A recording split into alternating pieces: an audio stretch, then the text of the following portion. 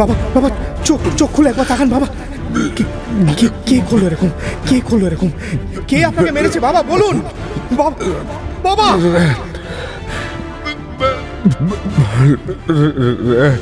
বাবা,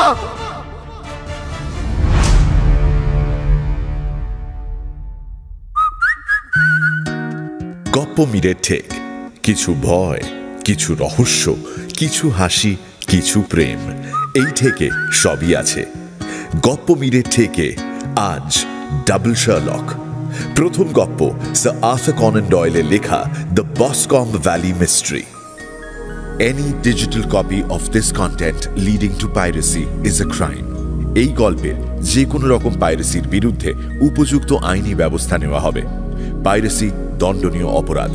অনুগ্রহ করে পাইরেসি করবেন না, পাইরেসি সাপোর্ট করবেন না। তাহলে শুরু করা যাক।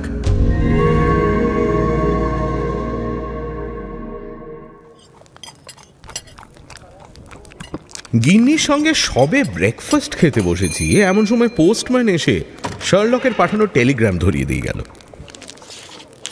টেলিগ্রামের বক্তব্য, হাতে দিন দুই সময় আছে। ওয়েস্ট ইংল্যান্ড থেকে খবর এসেছে বসকম্ব ভ্যালির ঘটনার ব্যাপারে ওরা আমার সাহায্য চায়। তুমি সঙ্গে এলে ভালো হয়। আবহাওয়া এবং প্রাকৃতিক সৌন্দর্য দুই দারুণ। 11:15 নাগাদ প্যাডিংটন থেকে ট্রেন ধরো। কি ভাবছো, যাবে? জানি না, পেশেন্টের তো লম্বা লিস্ট।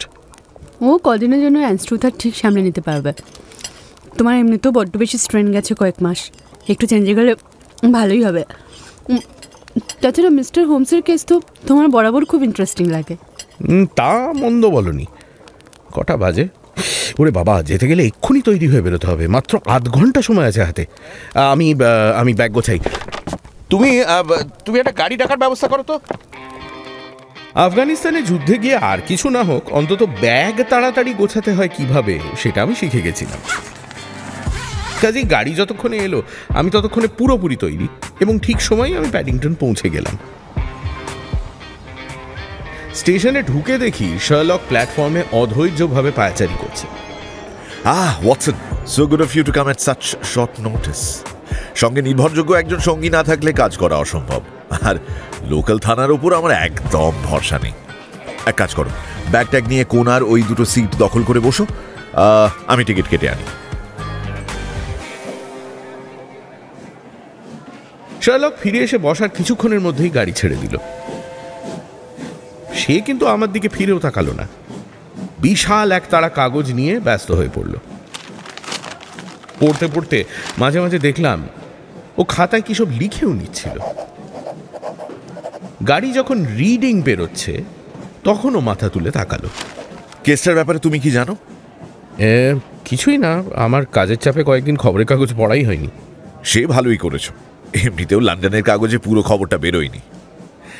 আমি যা দেখছি এটা হচ্ছে একটা খুব সহজ কেস, যেটার সমাধান করা মোটেই সহজ নয়। সে আবার কি? সত্যি বলছেন, অপরাধ যত সাধারণ হয় অপরাধীকে ধরা ততই কঠিন। এক্ষেত্রে অবশ্য বাপকে খুন করার দায় চেপেছে ছেলের ঘাড়ে। ও খুন তাহলে? বলছে তো তাই, তবে আমি নিজের চোখে না দেখে নিশ্চিত হতে পারছি না। আচ্ছা, আমি তোমায় মোটামুটি এখনো পর্যন্ত যা জানা গেছে বলছি। বসকম্ব ভ্যালি হচ্ছে হার্ফোর্ডশায়ারে, রসের কাছে। বসকমের সব থেকে বড় জমিদার হচ্ছেন মিস্টার জন টার্নার। অস্ট্রেলিয়াতে ছিলেন, সেখানে বিস্তর টাকা রোজগার করে কয়েক বছর হলো দেশে ফিরেছেন। তাঁর এস্টেটের মধ্যে পড়ে হ্যাদলি, যেটা তিনি ভাড়া দিয়েছিলেন চার্লস ম্যাকাথিকে। উনিও অস্ট্রেলিয়া থেকে, সেখানেই দুজনের আলাপ হয়। টার্নার ম্যাকাথি থেকে অনেক বেশি বড় লোক হলেও দুজনের মধ্যে সম্পর্ক বন্ধুত্বপূর্ণই ছিল। ঠিক মালিক আর ভাড়াটের মধ্যে যেমন হয় তেমনটা কিন্তু নয়। ম্যাকাথির ছেলে এবং টার্নারের মেয়ের দুজনেরই বয়স 18, তবে দুজনের কারুরই স্ত্রী বেঁচে নেই। দুজনের মধ্যে কেউই গ্রামে তাদের অন্য পড়শিদের সঙ্গে খুব একটা সম্পর্ক রাখতেন না। ম্যাকাথি সিনিয়র এবং তার ছেলে দুজনেই ঘোড়দৌড় পছন্দ করতেন, এবং দুজনকে মাঝে মাঝে স্থানীয় রেস কোর্সে দেখা যেত। ম্যাকাথির বাড়িতে কাজের লোক ছিল দুজন, একজন পুরুষ, একজন মহিলা। টার্নারের বাড়িতে কাজের লোকের সংখ্যা অনেক বেশি, প্রায় 8 ডজন। দুই পরিবারের ব্যাপারে এতদূর পর্যন্ত জানা গেছে। এবার ঘটনায় আসা যাক। ৩রা জুন ম্যাকাথি হ্যাদলিতে তাঁর বাড়ি থেকে দুপুর ৩টে নাগাদ বেরিয়ে হেঁটে হেঁটে গিয়েছিলেন বসকম পুলে। পুল মানে পুকুর আর কি। বসকম ভ্যালির মধ্যে দিয়ে যে নদী বয়ে যাচ্ছে তার জল এই বসকম পুলে এসে পড়ে। সকালে যখন বেরিয়েছিলেন তখন নিজের বাটলারকে বলেছিলেন যে ৩টের সময় ওর একটা অ্যাপয়েন্টমেন্ট আছে। এই অ্যাপয়েন্টমেন্ট থেকে উনি বেঁচে ফেরেননি। হ্যাদলিতে তাঁর বাড়ি থেকে বসকম পুল ৬০ মাইল মতো পথ এবং ম্যাকাথিকে এই পথ দিয়ে হেঁটে যেতে ২ জন দেখেছিলেন, একজন বয়স্ক মহিলা এবং টার্নারের গেম কিপার উইলিয়াম ক্রাউডার। দুজনেই বলেছে যে ম্যাকাথির সঙ্গে আর কেউ ছিল না। ক্রাউডার বলছে যে বাপকে দেখতে পাওয়ার কিছুক্ষণ পরেই সে দেখে ছেলে জেমস ম্যাকাথিও একটা রাইফেল বগলে করে ওই একই দিকে যাচ্ছে। এরপর বাপ ছেলেকে দেখতে পায় পেশেন্স মোরান, বসকম ভ্যালি এস্টেটের লজ কিপারের ১৪ বছর বয়সী মেয়ে। বসকম পুলের চারিদিকে জঙ্গলের মতো হয়ে আছে, তারই মধ্যে ফুল তুলতে গিয়েছিল মেয়েটি। সে দেখে বাপ ছেলে পুকুর পাড়ে দাঁড়িয়ে ঝগড়া করছে। যা বলছি তাই তোমাকে করতে হবে। আমি বুঝতে পারছি না এই বিয়েতে তোমার আপত্তিটা কোথায়, বলো। আর আমি বুঝতে পারছি না আপনি আমাকে কেন জোর করছেন বিয়ে করার জন্য। যত দিন যাচ্ছে তত তোমার বুলি ফুটছে দেখছি। এই দেশে থেকে থেকে বেয়াদব হয়ে উঠছ, বেয়াদব। ম্যাকাথি সিনিয়র চিৎকার করে ছেলেকে কিছু একটা গালাগালি দিতে ছেলে উঠে দাঁড়িয়ে হাত তোলে যেন নিজের বাপকেই মারবে। এই দৃশ্য দেখে মেয়েটি এত ভয় পেয়ে যায় যে সে দৌড়ে বাড়ি গিয়ে নিজের মাকে সব বলে।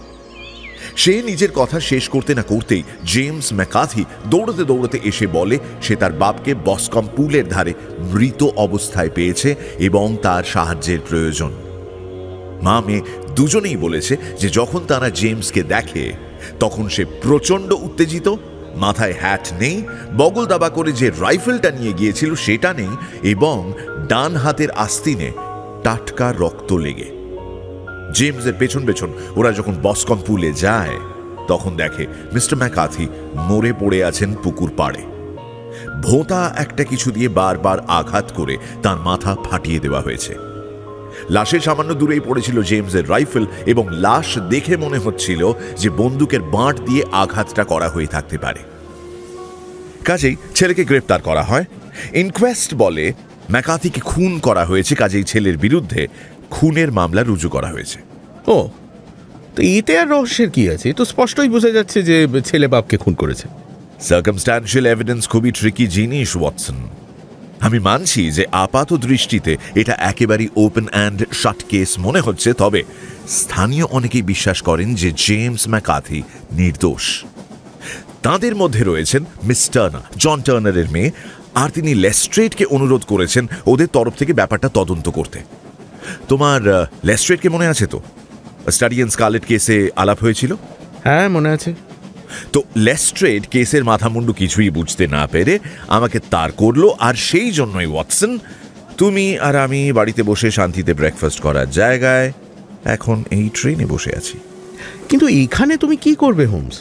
এই কেস তো জলের মতো পরিষ্কার। যতটা পরিষ্কার ভাবছো ততটা নাও হতে পারে।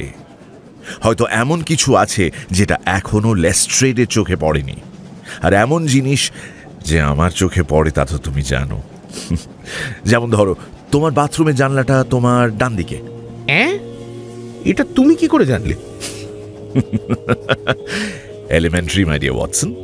আমি জানি তুমি মিলিটারি মেজাজের মানুষ, পরিষ্কার পরিচ্ছন্ন থাকতে পছন্দ করো, রোজ দাড়ি কামাও, আর সকালেও কামিয়েছো, কিন্তু তোমার মুখের ডান দিকটা যতটা পরিষ্কারভাবে কামানো, বাঁ দিকটা ততটা নয়।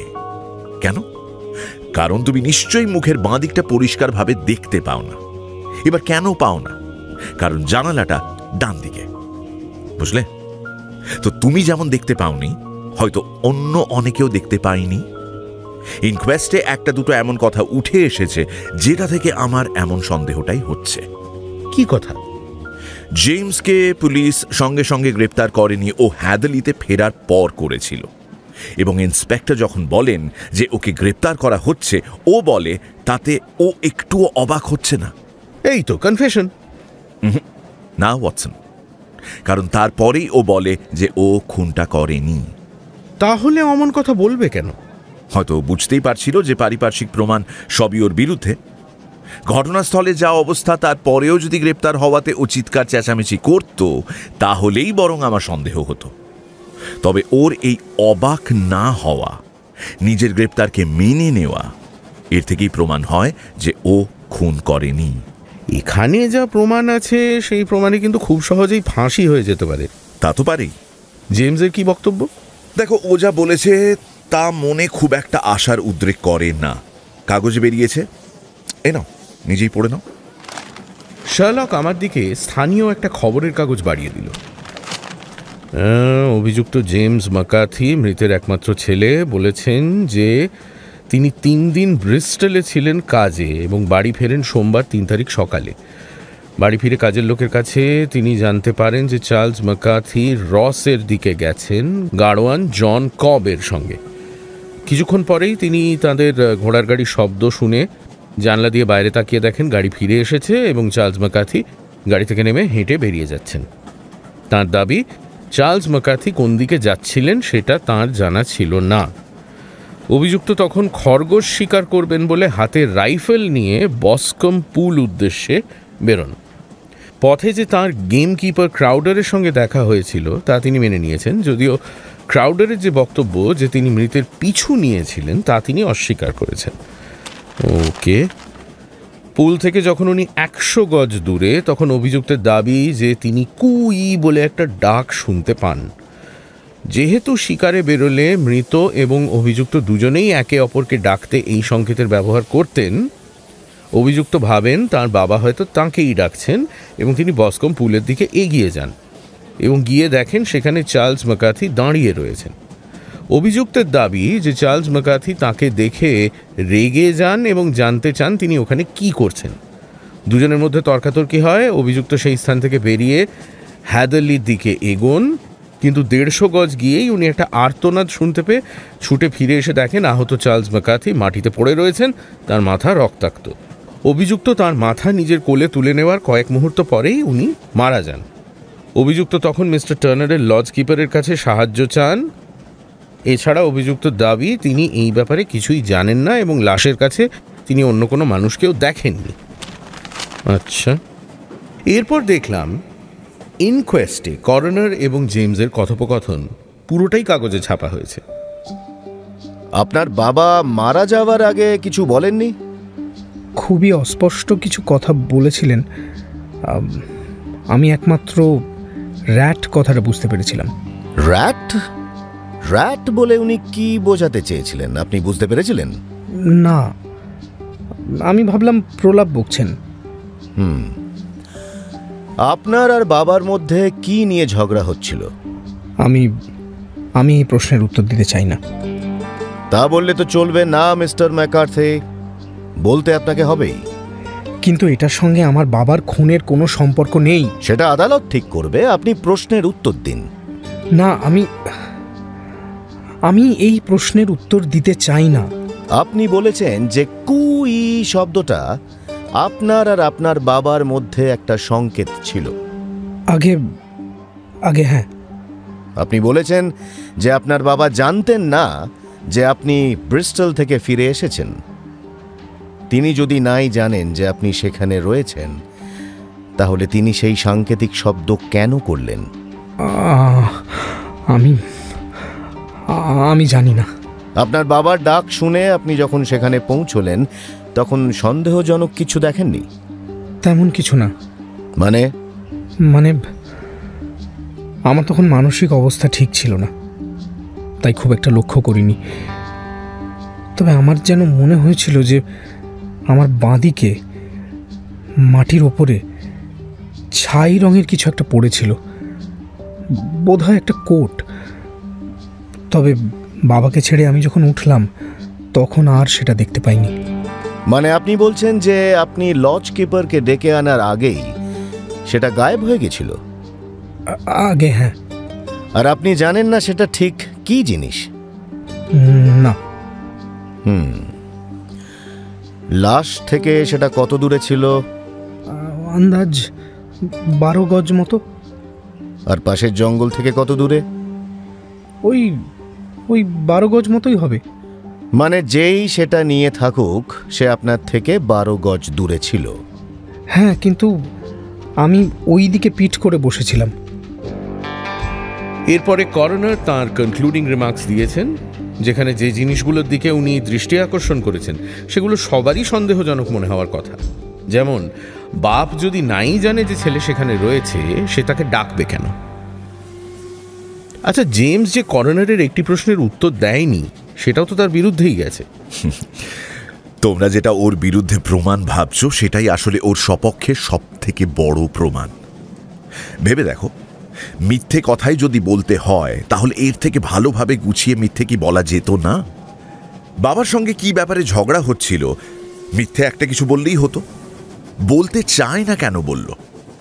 তারপর ওই কুই ডাক আর ছাই রঙের কোট বানিয়ে গল্প বলতে হলে এত দুর্বল গল্প কেউ বলে না ওয়াটসন।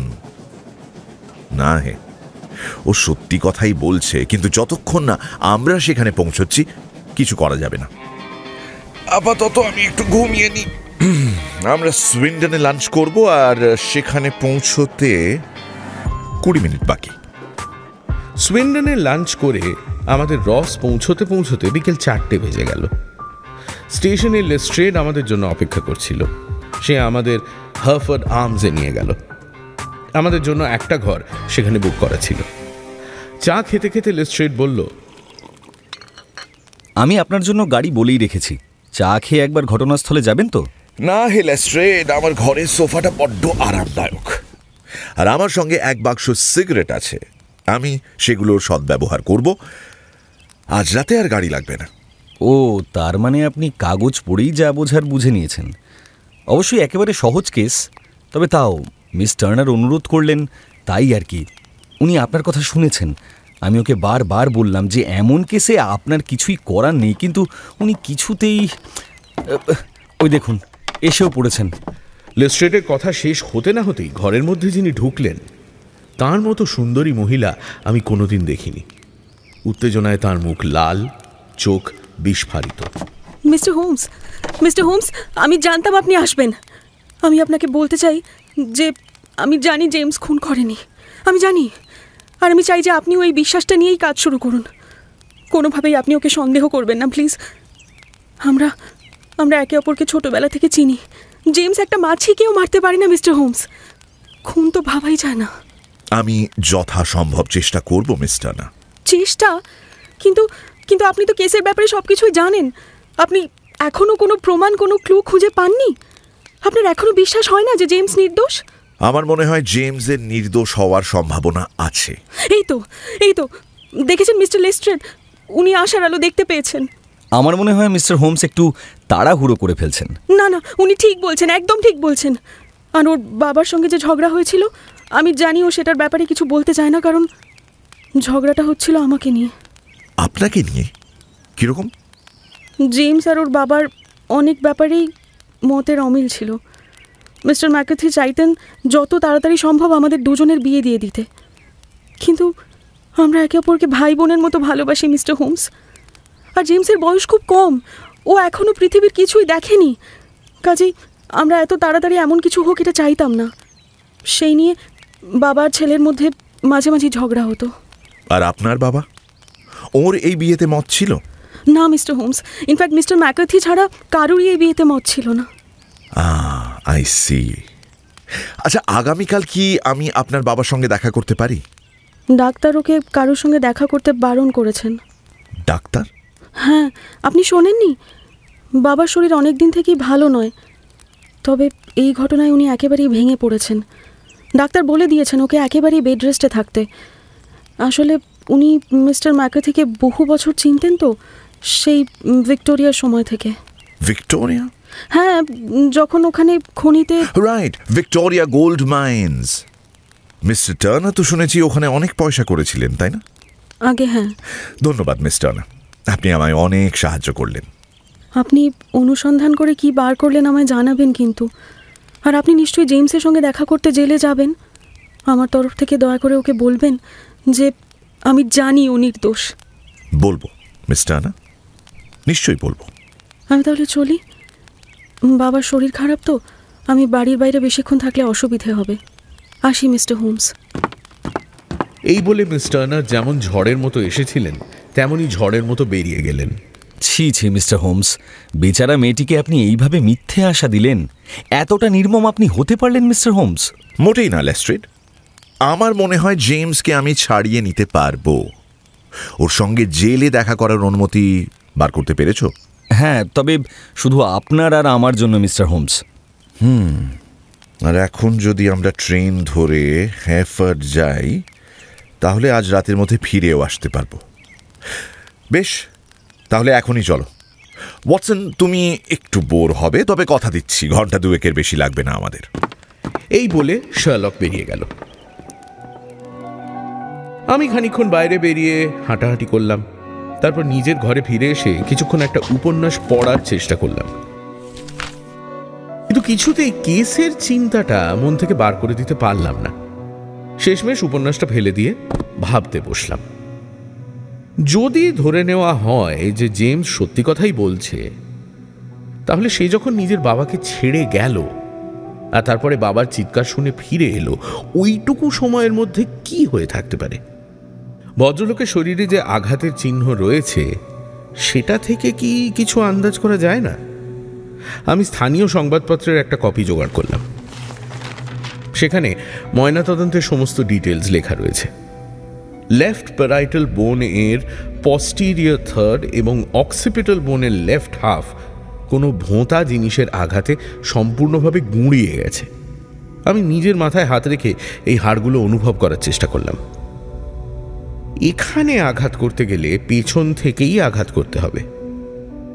তবে জেমসকে দেখা গেছিল নিজের বাবার সামনে দাঁড়িয়ে থাকতে। অবশ্য ভদ্রলোক তর্কাতর্কির মাঝে উল্টো দিকে ঘুরেও থাকতে পারেন। তারপর মারা যাওয়ার আগে তাঁর শেষ কথা, র্যাট, ইঁদুর, এর মানে কি? প্রলাপ বকছিলেন বলে আমার মনে হয় না। মাথায় আঘাত লাগলেই মানুষ প্রলাপ বকতে শুরু করে না। উনি সম্ভবত কে ওকে মেরেছে সেটাই বলতে চেষ্টা করছিলেন, কিন্তু র্যাট মানে কি? তাছাড়া সেই ছাই রঙের কোট, কার কোট? খুনির। কোথায় গেল সেই কোট? এত সব কিছুর মাঝখানে সে কিভাবে সেই কোট নিয়ে চলে গেল এবং কারোর নজরে পড়ল না? এইসব ভাবছি, এমন সময় শার্লক ফিরে এলো। বৃষ্টি হয়েছিল এর মধ্যে? না। গুড। বৃষ্টি পড়ার আগে একবার ঘটনাস্থলটা গিয়ে দেখে আসতে হবে। ম্যাকার্থির সঙ্গে দেখা হলো? হলো। অ্যান্ড কি জানতে পারলে? কিচ্ছু না। সে কি কিছুই বলতে পারলো না? বলল, তবে তার থেকে নতুন কিছু জানা গেল না। ভালো ছেলে, দেখতেও ভালো, তবে বুদ্ধি বিশেষ। মিস টার্নারের মতো একজনের সঙ্গে বিয়েতে যে না করে, তার বুদ্ধি নিয়ে আমারও সন্দেহ আছে। ওইখানে একটা গল্প আছে। জেমস সত্যি মিস টার্নারকে ভালোবাসে, তবে মিস টার্নার মাঝে 5 বছর এখানে ছিলেন না, তাকে বোর্ডিং স্কুলে পাঠানো হয়েছিল। আর সেই সময় এই গাধাটা কোথাকার এক বা মেয়েদের খপ্পরে পড়ে তার সঙ্গে রেজিস্ট্রি বিয়ে করে ফেলে ব্রিস্টলে। এই বিয়েটার কথা কেউ জানে না, তবে ওর অবস্থাটা ভাবো। মিস টার্নারকে ও চোখের সামনে দেখতে পাচ্ছে, তাকে ভালোবাসে, কিন্তু বিয়ে করতে পারছে না। জেমসের বাবা ওকে প্রপোজ করতেই চাপ দিচ্ছিলেন যখন দুজনের তর্ক হচ্ছিল, কিন্তু বেচারা জেমস কি করবে? বিয়ের কথা বাবাকে বললে বাবা ওকে বাড়ি থেকে বার করে দেবেন, আর ওর নিজের রোজগার বলে তো কিছুই নেই। ব্রিস্টলে এই বারমেডের সঙ্গেই ও ছিল মাঝে 3 দিন। তবে এইসব ঝামেলায় একটা লাভ হয়েছে। ওর বিরুদ্ধে খুনের অভিযোগ জানতে পেরে সেই বারমেড জানিয়েছে যে তার জেমসের সঙ্গে দেখা হওয়ার আগেই একটা বর ছিল যে বারমুডা ডকইয়ার্ডে থাকে, কাজেই ওদের দুজনের বিয়ে আইনের চোখে বৈধ নয়। বুঝলাম, কিন্তু জেমস যদি খুন না করে থাকে তাহলে খুনটা করলো কে? খুন করলো কে? আমি দুটো জিনিসের দিকে তোমার দৃষ্টি আকর্ষণ করতে চাই ওয়াটসন। প্রথম, মিস্টার ম্যাকার্থির পুলে কারোর সঙ্গে দেখা করার কথা ছিল। সেটা তাঁর ছেলে হতে পারে না, কারণ তিনি জানতেনই না যে তাঁর ছেলে ফিরে এসেছে। এবং দ্বিতীয়ত, তাকে কুই বলে ডাকতে শোনা গিয়েছিল। এই দুটো জিনিসের ওপরেই গোটা কেসটা নির্ভর করছে। আপাতত শুয়ে পড়ো, কাল সকাল ঘটনাস্থল দেখতে যেতে হবে।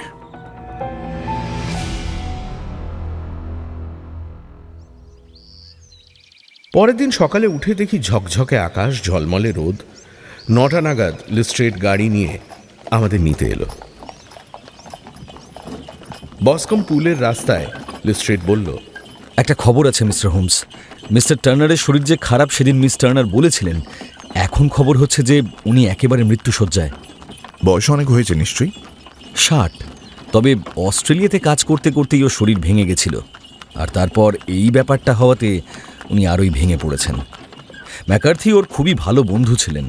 ইনফ্যাক্ট উনি যে ম্যাকার্থিকে হ্যাদারলির জমিটা দিয়েছিলেন তার জন্য কোনো ভাড়াও নিতেন না। রিয়েলি? হ্যাঁ মিস্টার হোমস, এখানে সবাই বলে যে মিস্টার টার্নার কতভাবে মিস্টার ম্যাকার্থিকে সাহায্য করেছেন।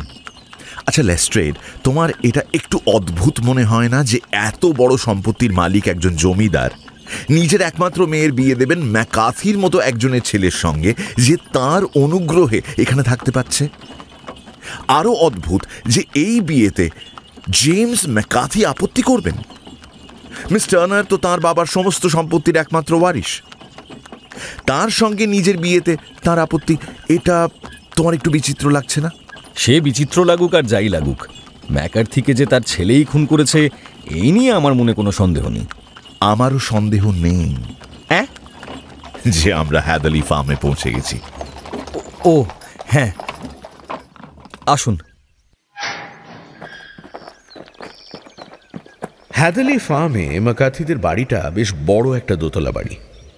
ছাই রঙের দেওয়ালে কিছু কিছু জায়গায় শ্যাওলা পড়েছে, তবে বাড়ির সমস্ত জানলার পর্দা টানা আর রান্নাঘরের চিমনিতে ধোঁয়া নেই দেখে মনে হয় যে এখানে কিছু একটা অঘটন ঘটেছে।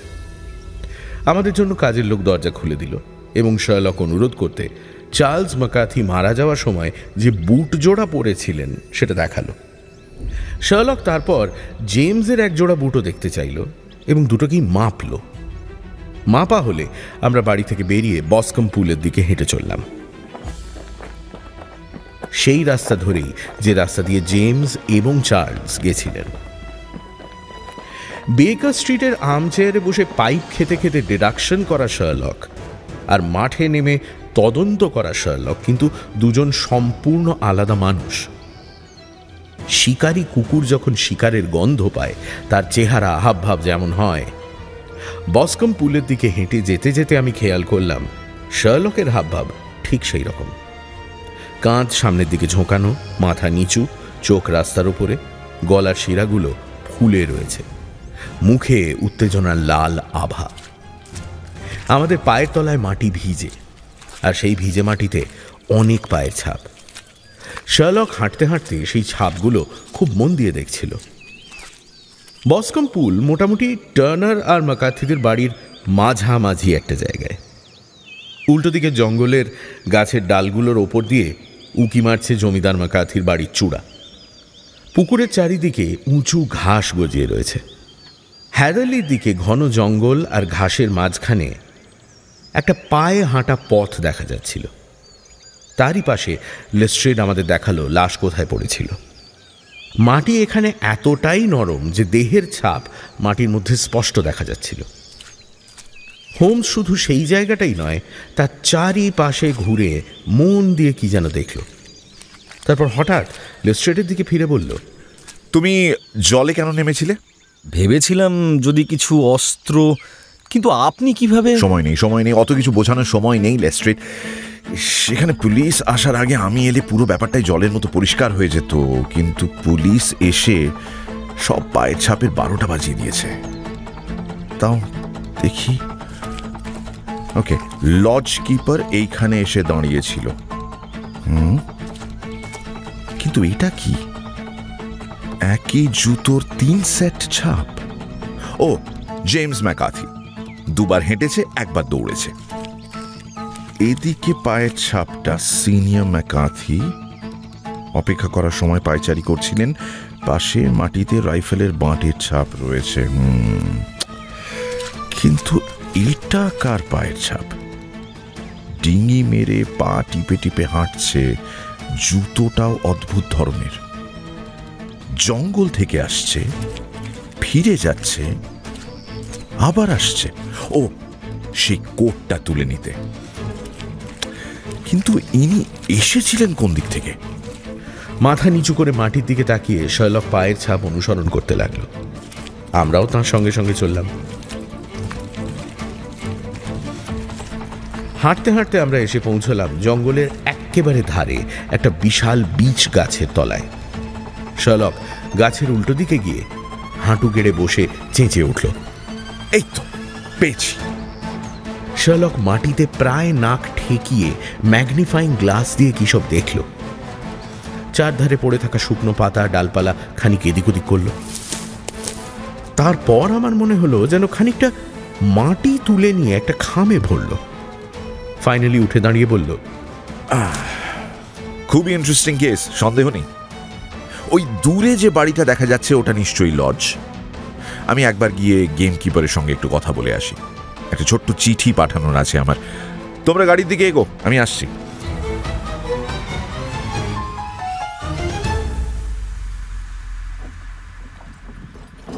মিনিট 10 পরে শার্লক এসে আমাদের সঙ্গে গাড়িতে উঠল। উঠে পকেট থেকে জঙ্গলের মধ্যে থেকে কুড়োনো একটা বড় পাথর বার করে লেস্ট্রেডের দিকে এগিয়ে দিল। এটা রাখো লেস্ট্রেড, এটা তোমার মার্ডার ওয়েপন। কিন্তু এতে তো রক্তের দাগ নেই। না, নেই। তাহলে আপনি জানলেন কি করে যে এটাই মার্ডার ওয়েপন? ওই বীচ গাছের গোড়ায় পড়েছিল, তুলে দেখলাম তলার ঘাস তখনও সবুজ, মানে এটা ওখানে বড়জোর দিন 2 পড়ে আছে। তার থেকে বেশি হলে ঘাস শুকিয়ে যেত। আশেপাশের কোনো পাথর এর সঙ্গে মেলে না। আর মৃতের মাথার আঘাতের যে বর্ণনা করোনার দিয়েছেন তার সঙ্গে এটা হুবহু মিলে যায়। বুঝলাম, কিন্তু খুনি? খুনি পুরুষ, লেফট হ্যান্ডেড, ডান পাটা খোঁড়া, মোটা সোলওয়ালা শুটিং বুটস আর ছাই রঙের কোট পরে, ইন্ডিয়ান সিগার খায় এবং সিগার হোল্ডার ব্যবহার করে, পকেটে একটা ছুরি নিয়ে ঘুরে বেড়ায়, যদিও সেটা ভোঁতা। আরও কিছু জিনিস বোঝা যাচ্ছে, তবে আপাতত এটা যথেষ্ট বলে আমার মনে হয়। কি বলো? এসব শুনতে তো ভালো লাগছে মিস্টার হোমস, কিন্তু জুরির সামনে দাঁড়াবে না। হ্যাঁ, তুমি তোমার মতো কাজ করো লেস্ট্রেড, আমি আমার মতো করি। আমি লাঞ্চের পরে একটু ব্যস্ত হয়ে পড়বো, আর সন্ধেবেলা ট্রেনে লন্ডন ফিরবো। মানে তাহলে কেসটা? কেস তো শেষ। আরে কিন্তু খুনটা কে করেছে? এক্ষুনি যার বর্ণনা দিলাম সে।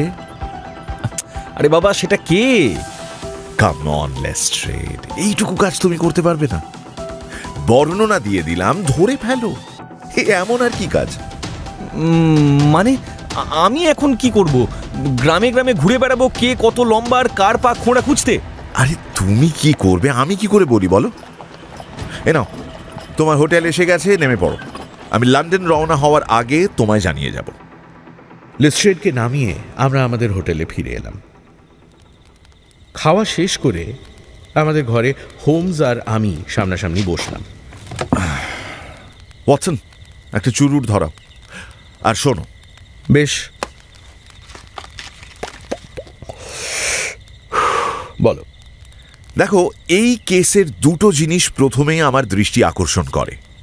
এক হলো ওই কুই ডাক, আর 2 হলো র্যাট। এবার ধরে নেওয়া যাক যে জেমস ম্যাকার্থি সত্যি কথা বলছে। ওই কুই ডাক তাহলে কার জন্য? ছেলের জন্য তো হতে পারে না, কারণ তার বাবা তো জানতোই না যে সে ফিরেছে। এইভাবে কুই ডাক কারা ব্যবহার করে জানো? অস্ট্রেলিয়ানরা। তাহলে কি ম্যাকার্থি এমন কারুর সঙ্গে দেখা করতে এসেছিলেন যিনি অস্ট্রেলিয়ান? আর র্যাট? র্যাট, আচ্ছা এই দেখো, অস্ট্রেলিয়ার ভিক্টোরিয়া কলোনির একটা ম্যাপ এটা।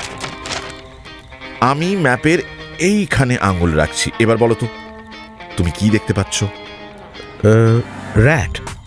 আর এবার আঙুল সরিয়ে নিলে? ব্যালার‍্যাট। একদম ঠিক। মারা যেতে যেতে ম্যাকার্থি ছেলেকে তাঁর খুনির নাম বলে যেতে চেয়েছিলেন, কিন্তু ছেলে পুরোটা শুনতে পায়নি। র্যাট নয়, ব্যালার‍্যাট। তাহলে এবার আমরা কি জানতে পারলাম? খুনি অস্ট্রেলিয়ার ব্যালার‍্যাট থেকে, আর সে একটা ছাই রঙের কোট পরেছিল, এবং সে নিশ্চয়ই ওই জায়গাটা ভালোভাবে চিনত, কারণ ওই পুলের পথ না চিনলে ওখানে পৌঁছানো কিন্তু সহজ নয়। নিশ্চয়ই। তারপর আজকের এক্সপেডিশন। পায়ের ছাপের দূরত্ব থেকে বুঝলাম যে খুনি লম্বা, সেই একই পায়ের ছাপ থেকে জুতোর ব্যাপারটাও বুঝতে পারলাম। তাছাড়া ডান পায়ের ছাপ বাঁ পায়ের থেকে কম স্পষ্ট, মানে ডান পায়ে ওজন কম দেয়, মানে খোঁড়া। কিন্তু ও যে লেফট হ্যান্ডেড সেটা তুমি বুঝলে কি করে? করোনারের রিপোর্ট ভুলে গেলে? মাথার পেছন থেকে আঘাত করা হয়েছে, অথচ আঘাত মাথার বাঁ দিকে। সেটা লেফট হ্যান্ডেড না হলে হয়?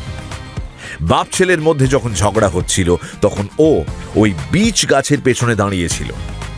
ওখানে ও স্মোকও করেছিল। ও যে স্মোক করছিল সেটা জানলে কি করে? গাছের গোড়ায় চুরুটের টুকরো পড়েছিল ওয়াটসন। চুরুটের ডগাটা কাটতে হয় ধরানোর আগে, অনেকে দাঁত দিয়ে ছিঁড়ে দেয়, কিন্তু এই চুরুট আমি দেখলাম কাটা হয়েছে, তবে খুব পরিষ্কারভাবে নয়। অতএব ভোঁতা ছুরি। আর চুরুট মুখে দিয়ে খেলে দাগ থাকতো, কিন্তু এখানে ছিল না। অতএব সিগার হোল্ডার। হোমস, তুমি খুনির চারিদিকে যেভাবে জাল বিছিয়েছ, এর থেকে নিস্তার পাওয়ার কিন্তু কোনো উপায় নেই। আর তুমি যা বললে তার থেকে আমার ধারণা হচ্ছে খুনি হচ্ছেন মিস্টার জন টার্নার স্যার, আপনার সাথে দেখা করতে এসেছেন। ঘরে যিনি ঢুকলেন তিনি বৃদ্ধ, কিন্তু তাঁর চেহারা দেখে তাঁকে সমীহ করতেই হয়। বয়সের ভারে কাঁধ ঝুঁকে গেলেও তিনি যে বিরাট লম্বা এবং তাঁর গায়ে যে প্রচণ্ড শক্তি সেটা এখনো বোঝা যায়। কিন্তু ফ্যাকাশে মুখের দিকে তাকালে বোঝা যাচ্ছে যে তাঁর কোনো মারাত্মক রোগ হয়েছে। বসুন মিস্টার টার্নার, আমার চিঠি পেয়েছিলেন? হ্যাঁ, লজ কিপার আমাকে দিল। আপনি লিখেছেন যে আপনি এখানে আলোচনা করতে চান যাতে কথা পাঁচখান না হয়। হ্যাঁ, আমি লজে গেলে তো সেটাই হতো। কিন্তু আপনি আমার সঙ্গে কেন দেখা করতে চেয়েছিলেন? কারণ আমি জানি মিস্টার টার্নার, আমি জানি যে মিস্টার ম্যাকার্থিকে আপনি খুন করেছেন। কিন্তু কিন্তু আমি ওর বেচারি ছেলেটার কোনো ক্ষতি চাইনি। ওর যদি খুনের দায় জেল বা ফাঁসির সম্ভাবনা থাকে তাহলে আমি আমার অপরাধ কবুল করব। শুনে ভালো লাগলো মিস্টার টার্নার, তবে জল অত দূর হয়তো গড়াবে না। মানে আমাকে এখানে আপনার মেয়ে ডেকেছেন এবং আমি তার হয়েই অনুসন্ধান করছি। তবে জেমসকে পুলিশের কবল থেকে বার্ত করতে হবে। আমি আর বেশি দিন বাঁচব না মিস্টার হোমস। ডায়াবেটিস, ডাক্তার বলেছে আর বড় জোর 1 মাস। তবে আমি আমার নিজের বাড়িতে মরতে চাই মিস্টার হোমস, কারাগারে নয়। কি হয়েছিল আপনি পরিষ্কার বলুন, আমি লিখে নিচ্ছি। তারপর আপনি সই করে দেবেন। সাক্ষী হিসেবে ওয়াটসন সই করবে। আমি কথা দিচ্ছি মিস্টার টার্নার, একেবারে নিরুপায় না হলে এই স্বীকারোক্তি আমি কাউকে দেখাবো না। বেশ, তাই হোক।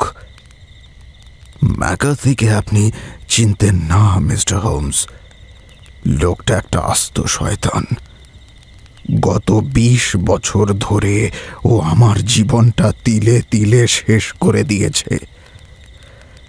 ম্যাকার্থির সঙ্গে আমার প্রথম আলাপ হয় 1860 সালে অস্ট্রেলিয়াতে। সোনা খুঁজতে ব্যালারেট গেছিলাম আমি, তবে পেলাম না কিছুই।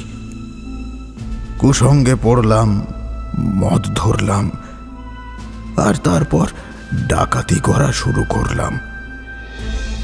আমাদের 6 জনের একটা গ্যাং ছিল, তাদের নেতা ছিলাম আমি, ব্ল্যাক জ্যাক অফ ব্যালারেট।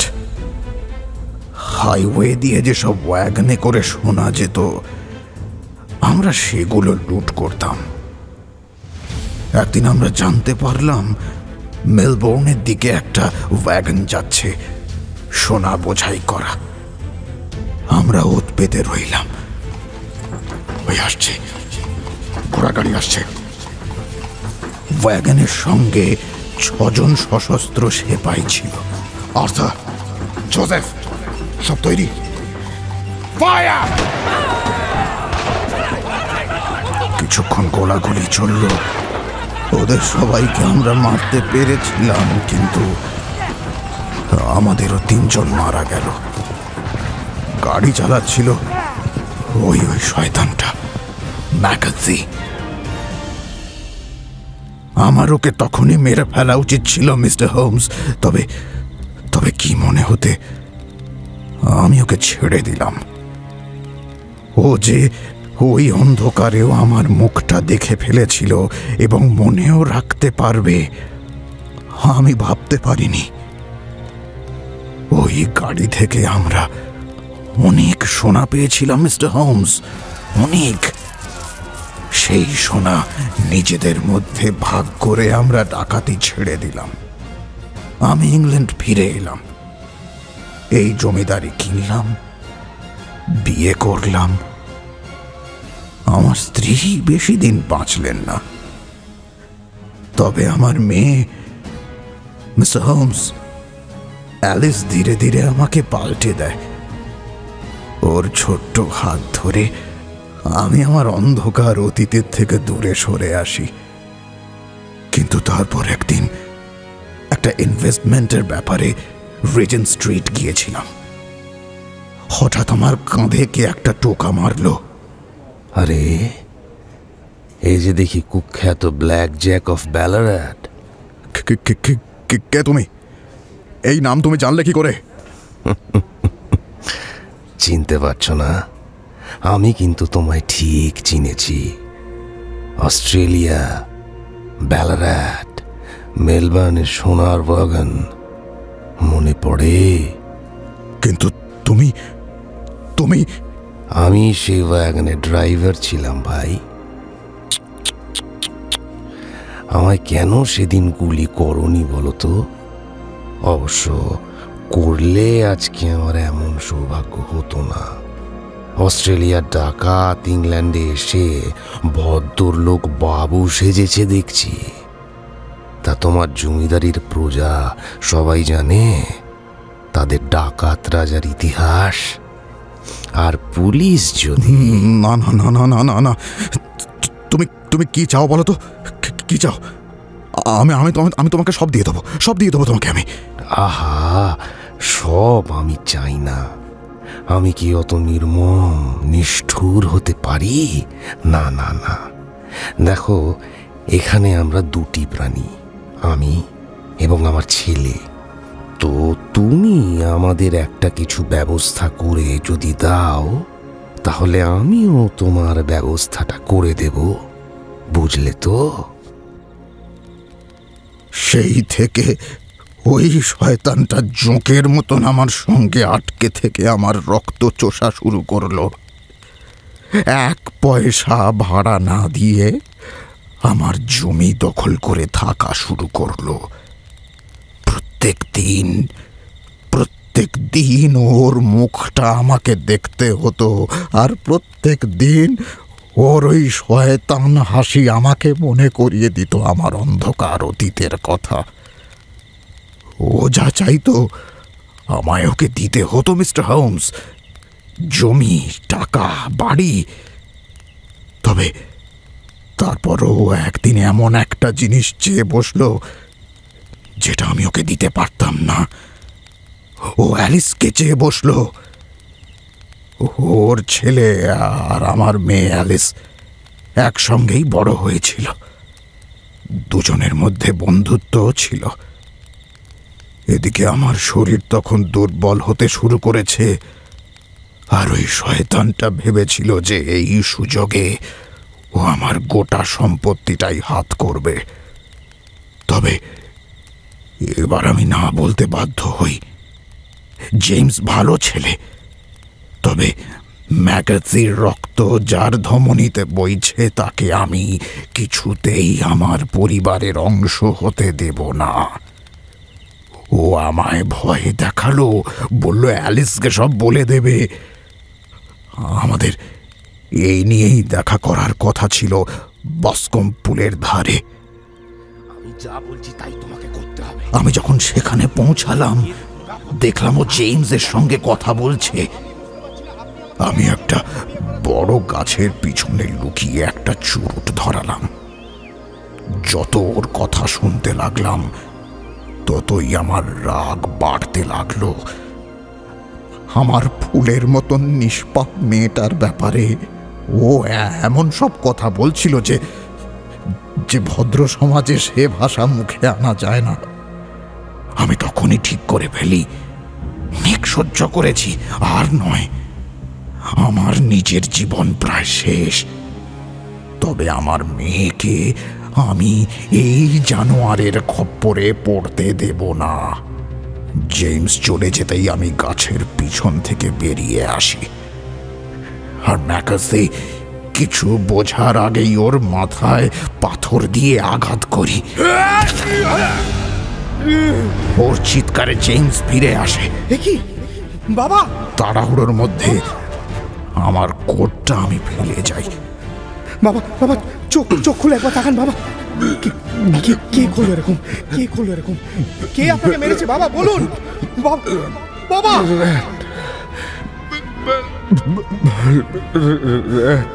বাবা! জেমস সাহায্য চাইতে গেলে আমি বেরিয়ে এসে সেটা নিয়ে পালিয়ে যাই। ওকে খুন করা নিয়ে আমার কোনো অনুতাপ নেই মিস্টার হোমস। আবার যদি আমি এই পরিস্থিতিতে পড়ি, তাহলে আবার আমি খুন করব। 100 বার করব, 1000 বার করব। এই আমার কাহিনী মিস্টার হোমস। বুঝেছি। আমি এরকমই একটা কিছু আন্দাজ করেছিলাম।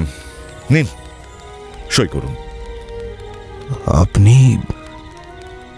আপনি এই কাগজটা নিয়ে কি করবেন? আশা করি কিছুই নয় মিস্টার টার্নার। জেমসকে বাঁচাতে যথেষ্ট অন্য প্রমাণ আমার কাছে রয়েছে, তবে একেবারেই যদি নিরুপায় হয়ে যায় তখন এটা ব্যবহার করতে আমি বাধ্য হব। তবে তেমন পরিস্থিতি আসবে না বলেই আমার ধারণা। আপনি যা করেছেন তার জন্য আপনাকে ইংল্যান্ডের আদালতের থেকে অনেক বড় এক আদালতের কাছে জবাবদিহি করতে হবে আর কয়েকদিনের মধ্যে। মিস্টার টার্নার ঘর থেকে বেরিয়ে যাওয়ার পর শার্লক অনেকক্ষণ চুপ করে বসে রইল। তারপর ছাদের দিকে তাকিয়ে বলে উঠল, অদৃষ্ট কেন মানুষের সঙ্গে এমন নিষ্ঠুর পরিহাস করে ওয়াটসন? এরকম কেস যতবার দেখি ততবার আমার ব্যাক্সটারের কথাটা মনে পড়ে। There but for the grace of God goes Sherlock Holmes. James McCarthy শার্লকের সাহায্যে খুনের দায় থেকে রেহাই পায়। জন টার্নার তারপরেও আরো 7 মাস বেঁচে ছিলেন। তাঁর বেঁচে থাকতে থাকতেই জেমস আর অ্যালিসের বিয়ে হয়। তারা দুজন এখন সুখেই আছে। আর যেহেতু এই গল্প লেখার সময় আমি মানুষের এবং জায়গার নাম সবই পাল্টে দিয়েছি, আমার কোনো সন্দেহ নেই যে তারা সুখেই থাকবে।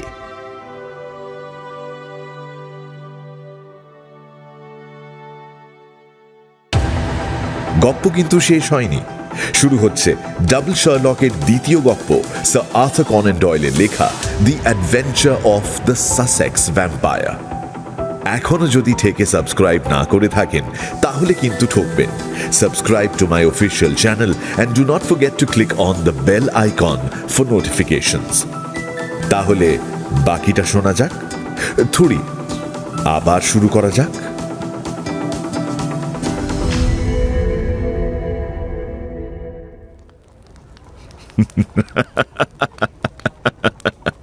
কি ব্যাপার হে, এত হাসি কিসের?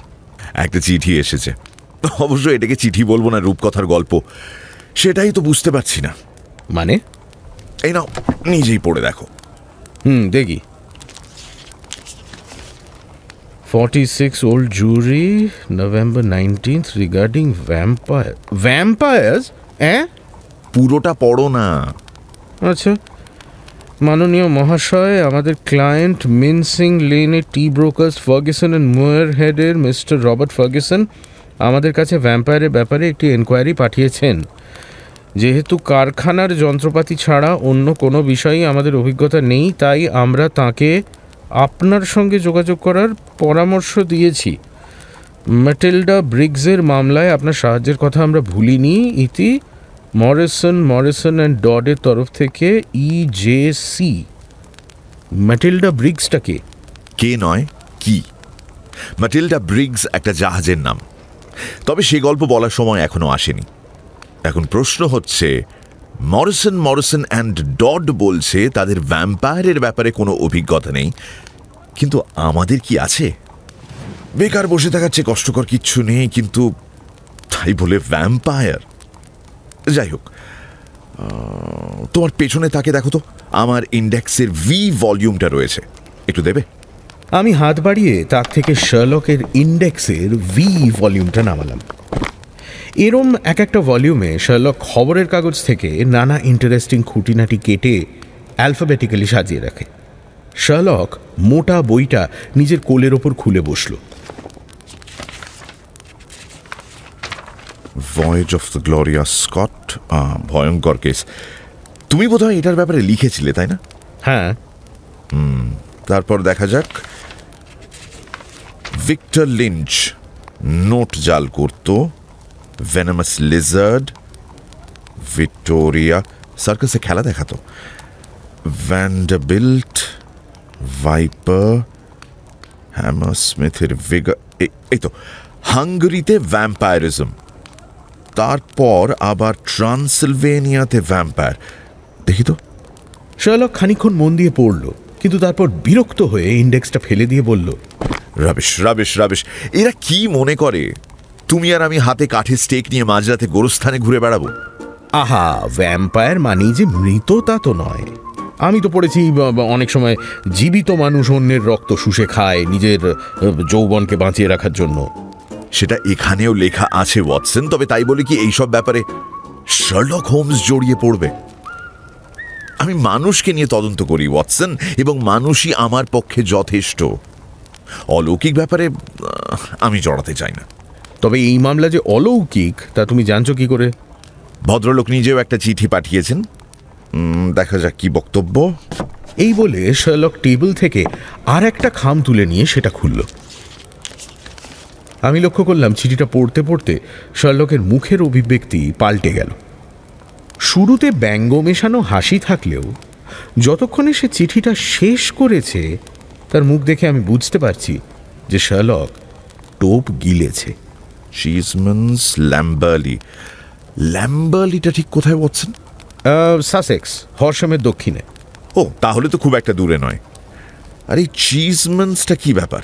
ওসব দিকে অনেক পুরনো বাড়ি আছে, যারা তৈরি করেছিলেন এখনও সবাই তাদের নামেই বাড়িগুলো চেনে। I see. ও, by the way, Robert Ferguson চিঠিতে লিখেছেন উনি নাকি তোমায় চেনেন। আমায়? হ্যাঁ, এই নাও, পড়ে দেখো।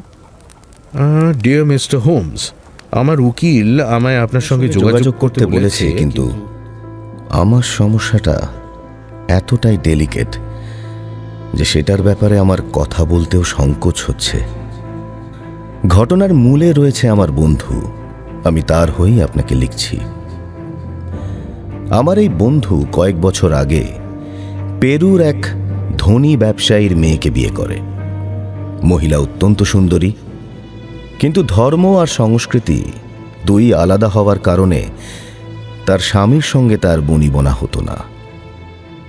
আমার বন্ধুর বিয়ের কয়েক বছর পর থেকেই মনে হতে থাকে যে এই বিয়েটা করা তার ভুল হয়েছিল। ভদ্রমহিলার চরিত্রের কিছু দিক আমার বন্ধু কখনোই ঠিক বুঝে উঠতে পারেনি। যদিও মহিলার তরফ থেকে কিন্তু ভালোবাসার বা স্ত্রী হিসেবে তার কর্তব্যে কোনো ফাঁকি ছিল না, তবে বিয়ের কিছুদিন পর থেকেই মহিলা অদ্ভুত কিছু কার্যকলাপ শুরু করেন। আমার বন্ধুর এর আগে দুবার বিয়ে হয়েছিল এবং তার প্রথম পক্ষের স্ত্রী একটি পুত্র সন্তান প্রসব করেন। এই ছেলেটির বয়স এখন 15। ছোটবেলায় একটি দুর্ঘটনার ফলে সে আহত হয় এবং তার ফলে এখনো কিছুটা অশক্ত।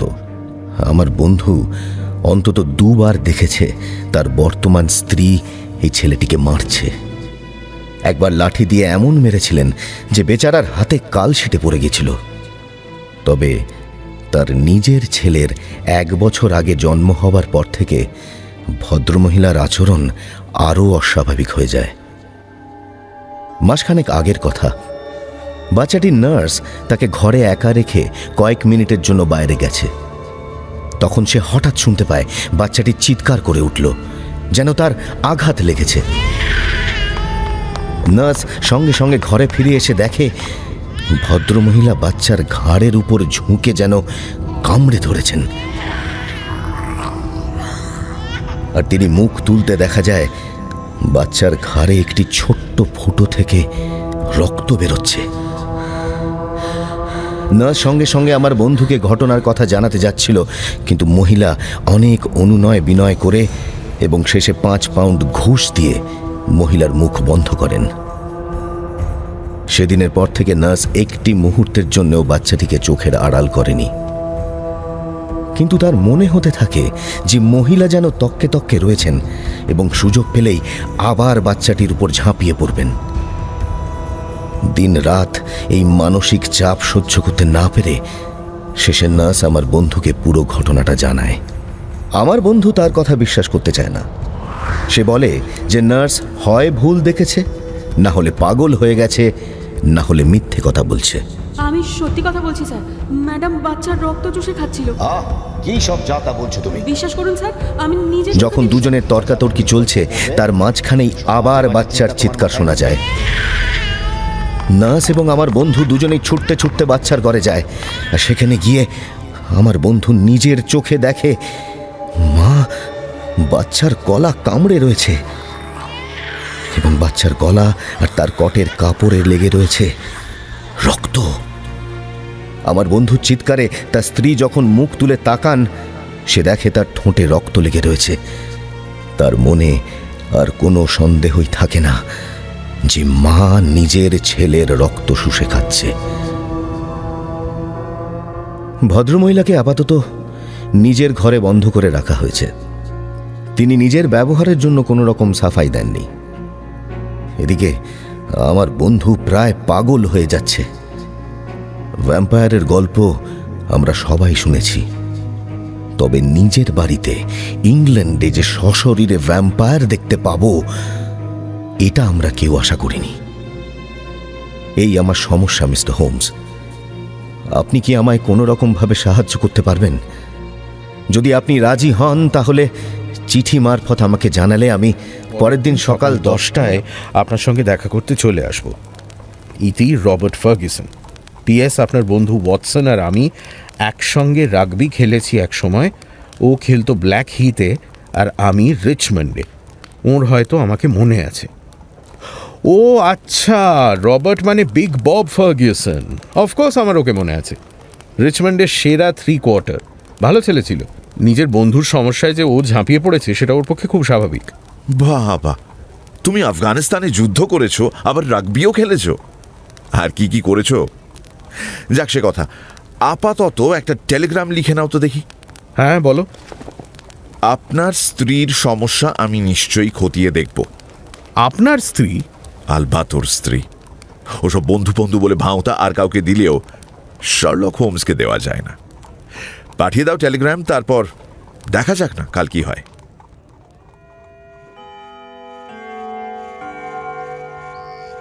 পরের দিন সকাল কাঁটায় কাঁটায় 10টার সময় আমাদের ঘরে ঢুকলেন রবার্ট ফার্গুসন।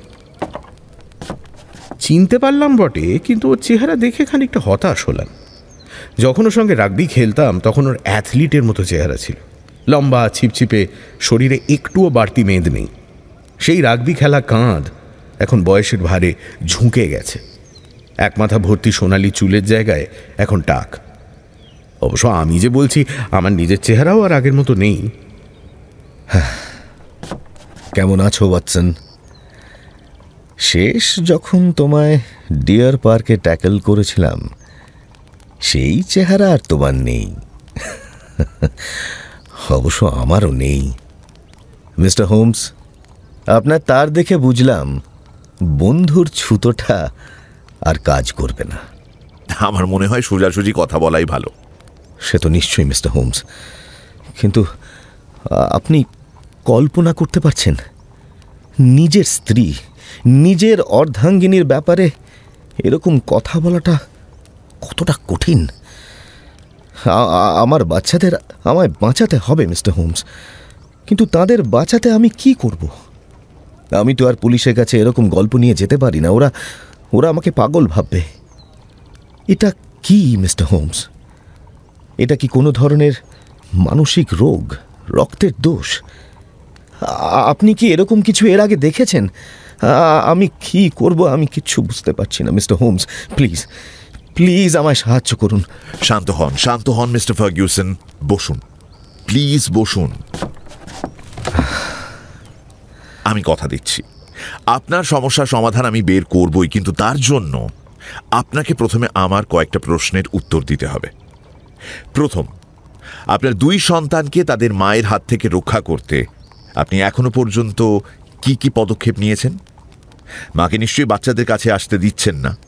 এ নিয়ে অনেক অশান্তি হয়েছে বাড়িতে। আমার স্ত্রী 2টি বাচ্চাকেই খুব ভালোবাসে। আমি যে ওকে ওই অবস্থায় দেখে ফেলি, তাতে ও শুধু যে লজ্জিত হয়েছে তা নয়, আমি ওর চোখের দিকে তাকিয়ে বুঝতে পারলাম ও কষ্টও পেয়েছে। তারপর থেকে ও আর কারোর সঙ্গে একটাও কথা বলেনি, নিজের ঘর থেকে বাইরে পর্যন্ত বেরোচ্ছে না। বিয়ের আগে থেকেই ওর এক পরিচারিকা ছিল, ডোলোরেস। সেই ওর খাবার দাবার দিনে 3 বেলা করে ওর ঘরে দিয়ে আসে। আপনার ছোট ছেলের তার মানে এই মুহূর্তে কোনো বিপদ নেই?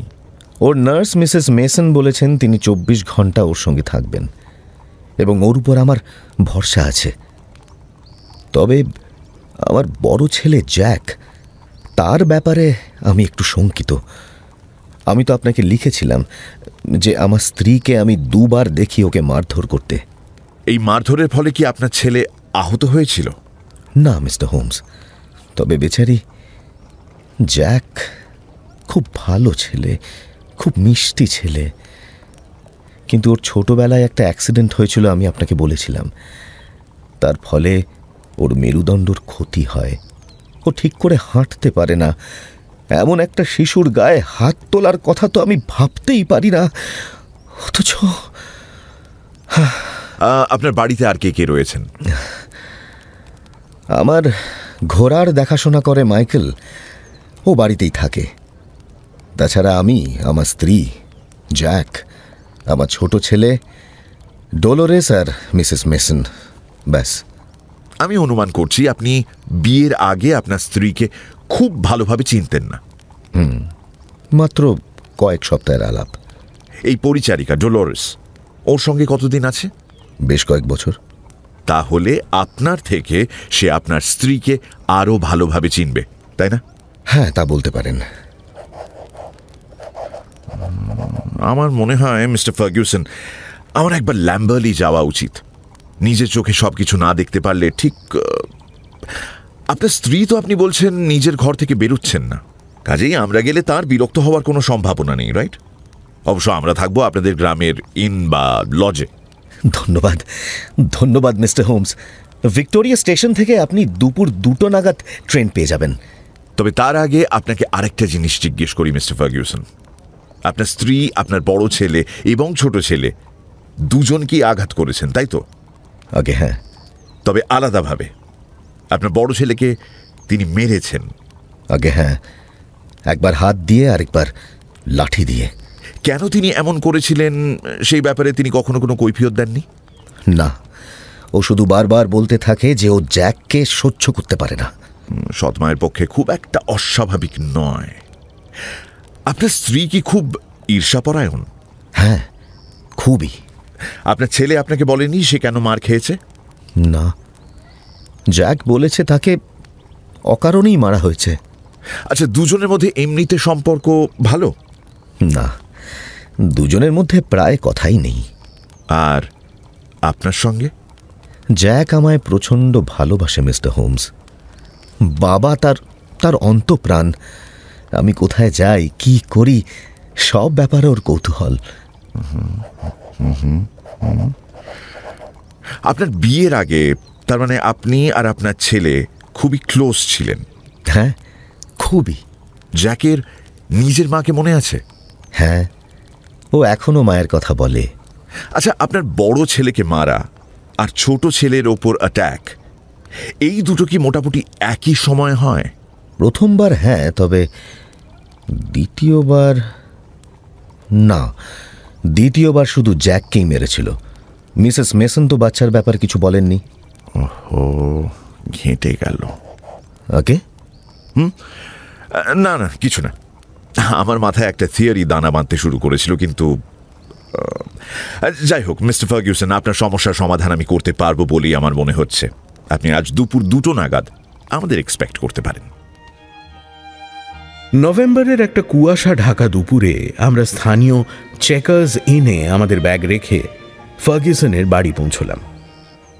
সাসেক্সের গ্রামের লম্বা আঁকাবাঁকা একটি রাস্তা পেরিয়ে গ্রামের বাকি বাড়ির থেকে একটু দূরে ফার্গুসনের বাড়ি। বিরাট বড় বাড়িটা, মাঝের অংশটা পুরনো, দুদিকের অংশগুলো অপেক্ষাকৃতভাবে নতুন। পাথরের টালি বসানো ছাদের ওপর মাথা তুলে রয়েছে টিউডার কায়দার চিমনি। বহু বছরের ব্যবহারের ফলে দরজার সামনে সিঁড়ি খানিকটা ক্ষয়ে গেছে। ভেতরে ঢুকলে দেখা যাবে মাথার উপর প্রাচীন ওক কাঠের কড়ি বর্গা। পুরো বাড়িটা জুড়েই যেন একটা ঘুণ ধরা গন্ধ। রবার্ট ফার্গুসন আমাদের নিয়ে গেলেন বসবার ঘরে। বিরাট বড় ঘরের মাঝখানে একটা ফায়ার প্লেসের পেছনে লোহার স্ক্রিনে তারিখ লেখা রয়েছে 1670। ঘরের দেওয়ালে লক্ষ্য করলাম দক্ষিণ আমেরিকার অনেক অস্ত্রশস্ত্র সাজানো রয়েছে। আন্দাজ করলাম এগুলো নিশ্চয়ই ফার্গুসনের স্ত্রী পেরু থেকে সঙ্গে নিয়ে এসেছেন। হোমস অস্ত্রগুলোই দেখছিল, এমন সময় ঘরে টুকটুক করে একটি ছোট্ট কুকুর এসে ঢুকল। Carlo, come here baby, come come come. Carlo, Carlo my boy. Spaniel. সে ফার্গুসনের সামনে এসে ল্যাজ নাড়তে শুরু করলো। তবে আমি লক্ষ্য করলাম যে কুকুরটা খোঁড়াচ্ছে। ও খোঁড়াচ্ছে কেন বুঝতে পারছি না। ডাক্তারের কাছে নিয়ে গেছিলাম, ডাক্তার বলল হয়তো স্পাইনাল মেনিনজাইটিস, তবে কেটে যাচ্ছে আস্তে আস্তে, আর কয়েকদিনের মধ্যেই পুরো সুস্থ হয়ে যাবে।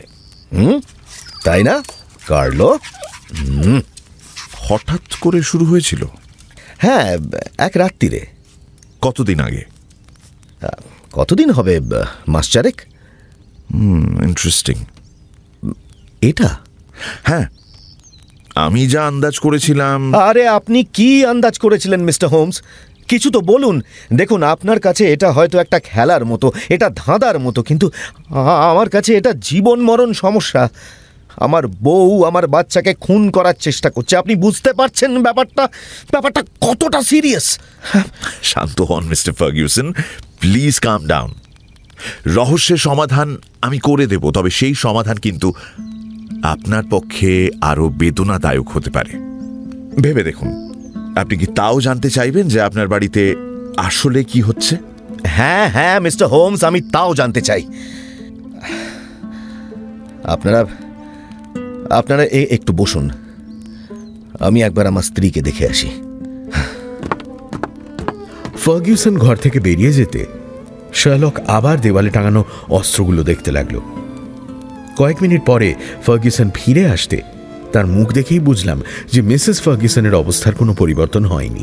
তার সঙ্গে সঙ্গে ঘরে ঢুকলেন একজন রোগা কালো কম বয়সী মহিলা। চা হয়ে গেছে ডোলোরেস, তোমার মালকিনকে দিয়ে এসো, আর দেখো উনি কি চাইছেন। উনি চা চান না স্যার, ওনার খুব শরীর খারাপ, ওনার ডাক্তার দরকার। ডাক্তার? মানে ওয়াটসন, তুমি কি একটু? হ্যাঁ হ্যাঁ নিশ্চয়ই, চলো আসুন স্যার। ডোলোরেসের পেছন পেছন আমি সিঁড়ি দিয়ে দোতলায় উঠে একটা প্যাসেজে এসে পড়লাম। প্যাসেজের শেষে একটা দরজা, মোটা ভারী কাঠের ওপর লোহার কবজা। দেখে মনে হলো মিসেস ফার্গুসন যদি এই দরজা বন্ধ করে দেন তাহলে রবার্ট জোর করে এই ঘরে ঢুকতে পারবে না। ডোলোরেস তার জামার ভেতর থেকে একটি চাবি বের করে দরজা খুলল, আর আমি তার পিছু পিছু ঘরে ঢুকলাম। ঘরের মাঝখানে খাটের ওপর শুয়ে মিসেস ফার্গুসন। দেখে মনে হলো অর্ধেক অচৈতন্য। ঘরে কেউ ঢুকছে বুঝে যেন খানিকটা শঙ্কিত হয়ে দরজার দিকে তাকালেন, কিন্তু তারপর আমায় দেখে যেন খানিক আশ্বস্ত হলেন। বোধহয় স্বামী ঢুকে পড়ছেন এই ভয় পেয়েছিলেন। মিসেস ফার্গুসন, আমার নাম ডক্টর ওয়াটসন, আমি আপনাকে দেখতে এসেছি। ও, দেখি আপনার হাতটা। জ্বর আছে, পালস দ্রুত। আপনার কতদিন জ্বর রয়েছে? ডোলারেস, তোমার মালকিনের কদিনের অবস্থা? 2 দিন ধরে এইভাবে পড়ে আছেন স্যার। আমার তো মনে হচ্ছে ম্যাডাম আর বাজবেন না। আহা, তুমি আমার হাজব্যান্ড কোথায়? নিচেই আছেন মিসেস ফার্গুসন, উনি আপনাকে দেখতে চান। না না না না না না, কিছুতেই না, আমি কিছুতেই ওর সঙ্গে দেখা করতে চাই না। শয়তান শয়তান, ওই শয়তানটাকে নিয়ে আমি কি করব? কার কথা বলছেন মিসেস ফার্গুসন? আপনার স্বামী? উনি কিন্তু আপনাকে খুবই ভালোবাসেন। ভালোবাসেন? আমাকে? আমি ওকে ভালোবাসি না? ওকে দুঃখ দেওয়ার আগে আমি নিজেকে শেষ করে দিতে পারি। হ্যাঁ, এতটা ভালোবাসি আমি, এতটা। কিন্তু কিন্তু তাও ও ভাই, ও ভাই, উনি খুবই দুঃখ পেয়েছেন ম্যাম, খুবই কষ্ট পেয়েছেন, কিন্তু উনি বুঝতে পারছেন না। বুঝতে পারছেন না বলে আমাকে ভরসাও করতে পারছেন না? হ্যাঁ, সেটুকু তো করতে পারতো নাকি? হ্যাঁ, আপনি যদি ওর সঙ্গে একবারটি দেখা করেন। না না না, আমি বলছি তো না, কিছুতেই না।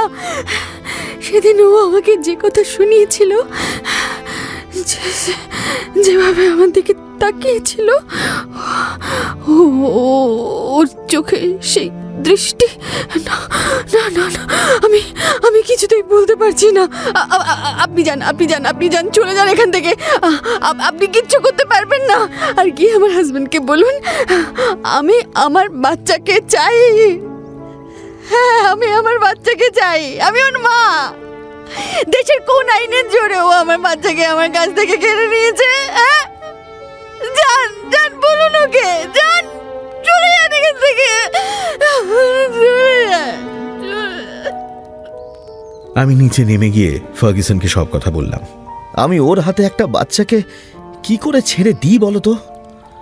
ও যে কখন কি করে বসবে তার তো কোনো ঠিক নেই।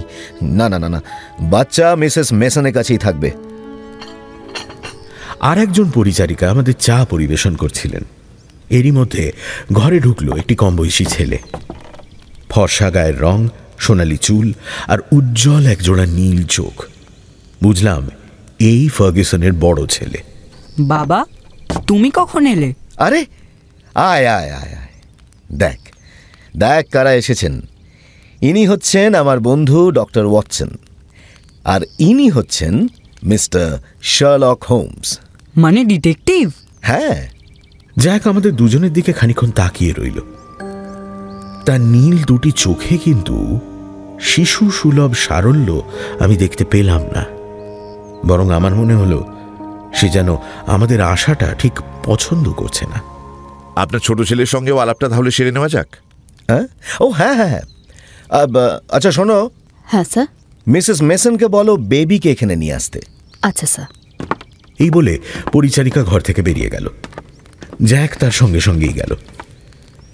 তার হাঁটার ধরনটা দেখে আমি বুঝতে পারলাম যে কম বয়সে সে যে চোট পেয়েছিল সেটা সম্ভবত মেরুদণ্ডে। কয়েক মুহূর্ত পরেই জ্যাক ফিরে এলো, আর তার সঙ্গে ঘরে ঢুকলেন লম্বা একজন মহিলা। মহিলার কোলে ভীষণ মিষ্টি দেখতে ছোট্ট একটি বাচ্চা। ফার্গুসন বাচ্চাটিকে কোলে তুলে নিলেন। আমার আমার ছোট ছেলে মিস্টার হোমস। আপনি বলুন তো, এই নিষ্পাপ শিশুকে আঘাত করার কথা কেউ কি করে ভাবতে পারে? আমার চোখটা এক মুহূর্তের জন্য শার্লকের দিকে ঘুরেছিল। আমি দেখলাম তার মুখে অদ্ভুত একটা অভিব্যক্তি। সে যেন এই ঘরে থেকেও নেই। তার দৃষ্টি সামনের খোলা জানলার বাইরে বাগানের দিকে। তবে কিছুক্ষণ পরেই তার চোখ ঘুরে এলো বাচ্চাটির দিকে। তার ছোট্ট গলায় একটা লাল দাগ। শার্লক খানিকক্ষণ মন দিয়ে সেটা দেখল। বাচ্চাটি হাসি মুখে শার্লকের দিকে তাকিয়েছিল। শার্লক তাকে একটা আঙুল দিয়ে স্পর্শ করতেই সে আঙুলটা মুঠো করে ধরে ফেলল। Well good bye little man. তোমার জীবনের আরম্ভটা খুবই অদ্ভুতভাবে হয়েছে বটে, তবে এবার সব ঠিক হয়ে যাবে। মিসেস মেসন, একবার একটু এদিকে আসবেন। শার্লক মিসেস মেসনকে ঘরের অন্যদিকে নিয়ে গিয়ে তার সঙ্গে খুব নিচু গলায় কিসব কথা বলল। সেই যখন তাকে ছেড়ে আমাদের দিকে ফিরে আসছে, তখন আমি শুধু শুনতে পেলাম, চিন্তার আর কোনো কারণ থাকবে না বলেই আমার মনে হয়। আমাদের কাছে ফিরে এসে শার্লক ফার্গুসনকে জিজ্ঞেস করল, মিসেস মেসন মানুষ হিসেবে কেমন? বুদ্ধিশুদ্ধি একটু কম, তবে বেবিকে সত্যিই ভালোবাসে। জ্যাক, তোমার মিসেস মেসনকে ভালো লাগে? হঠাৎ প্রশ্নে জ্যাক বোধহয় একটু চমকে গেছিল, কিন্তু আমি ওর মুখের দিকে তাকিয়ে দেখি ওর মুখটা কেমন কালো হয়ে এলো। ও কিছুই বলল না, শুধু মাথা নাড়ল পাশাপাশি, মানে না। জ্যাকের পছন্দ অপছন্দ নিয়ে ভারী বায়ানাক্কা। ভাগ্যিস আমাকে পছন্দ করে। যাও বাবা, তুমি এবার নিজের মতো গিয়ে খেলা করো গিয়ে। জ্যাক বেরিয়ে যেতে রবার্ট শার্লকের দিকে ফিরলেন। মিস্টার হোমস, আমার মনে হচ্ছে হয়তো আপনাকে ডেকে এনে আমি ভুল করেছি। আপনি ক্রিমিনালদের ধরেন, কিন্তু এখানে যেটা হচ্ছে সেটা ঠিক আপনার কেসের মতন নয়। এটা ভীষণ ডেলিকেট, ভীষণ জটিল। ডেলিকেট আমি মানছি, তবে জটিল বলে আমার মনে হয় না মিস্টার ফার্গুসন। আমার যে কোনো কেসে আমি যেভাবে অবজারভেশন আর ডিডাকশন ব্যবহার করে থাকি, এখানেও তাই করেছি।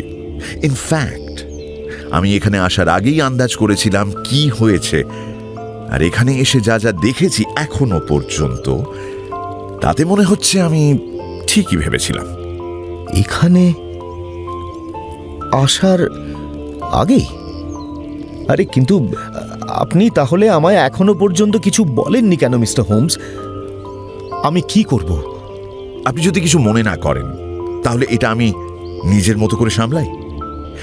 ওয়াটসন ভদ্রমহিলার সঙ্গে কি দেখা করা যাবে? জ্বর আছে, তবে দেখা করতে কোনো বাধা নেই।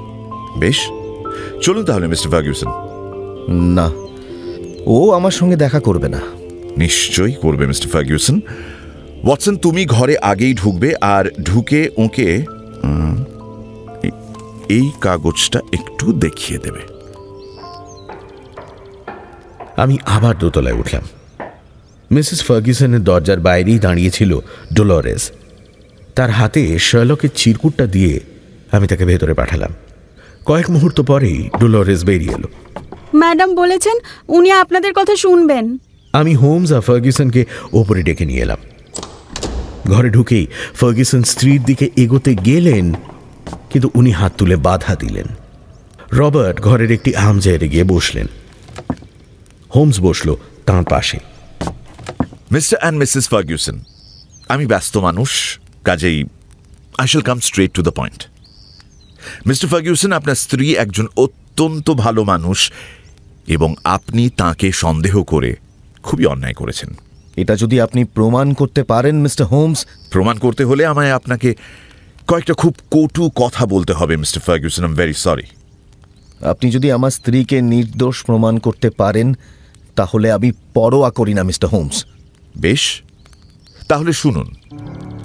আপনি যখন প্রথম আমার কাছে বেকার স্ট্রিটে আসেন, আমার ভ্যাম্পায়ারের গল্পটা আজগুবি মনে হয়েছিল, কিন্তু আপনি আপনার স্ত্রীকে যখন মাথা তুলতে দেখেন, তার মুখে রক্ত লেগেছিল, তাই তো? হ্যাঁ।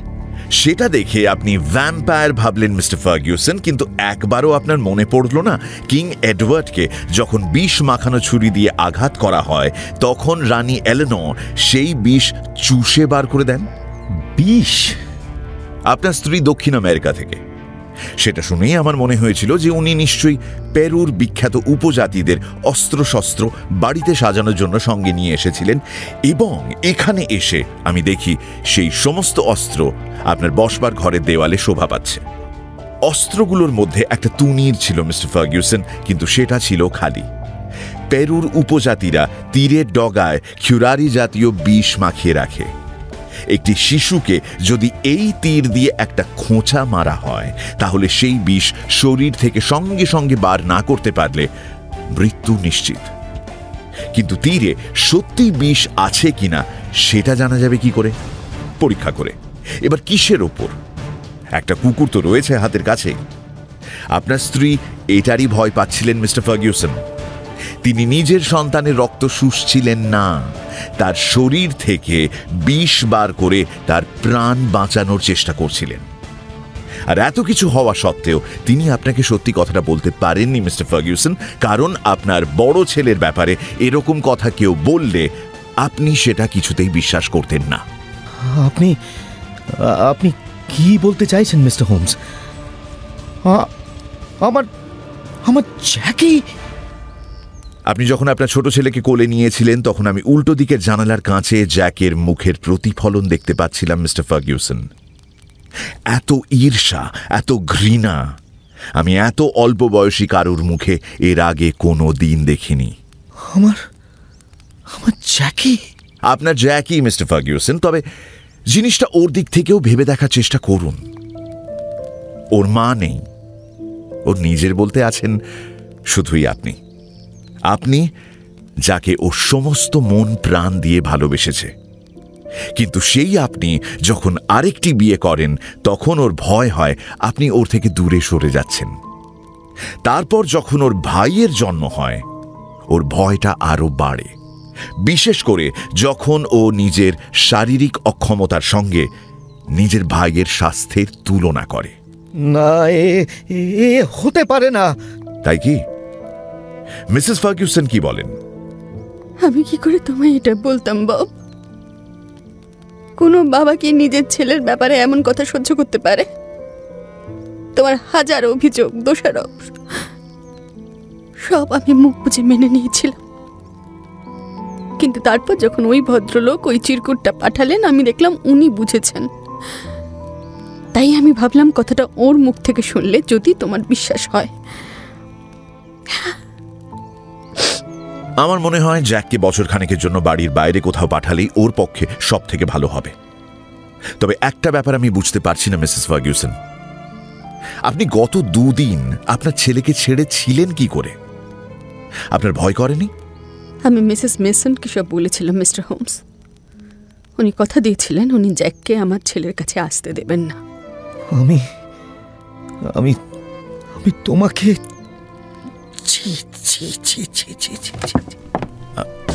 আমার মনে হয় আমাদের প্রস্থান করার সময় হয়েছে ওয়াটসন। তুমি ডোলোরেসের ওই হাতটা ধরো, আমি এই হাতটা ধরি। হ্যাঁ, এসো তো ডোলোরেস। হ্যাঁ, এইবার আর যা আলোচনা করার সেটা ওরা দুজনে নিজেদের মধ্যেই করুন।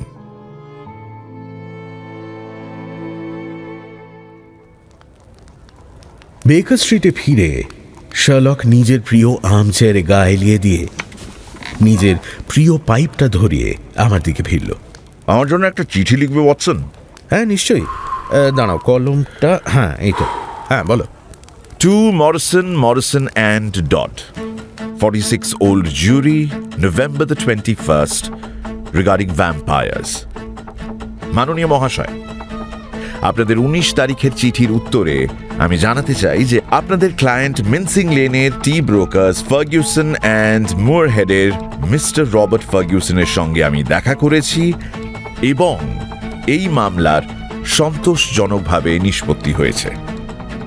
ইতি faithfully yours, Sherlock Holmes.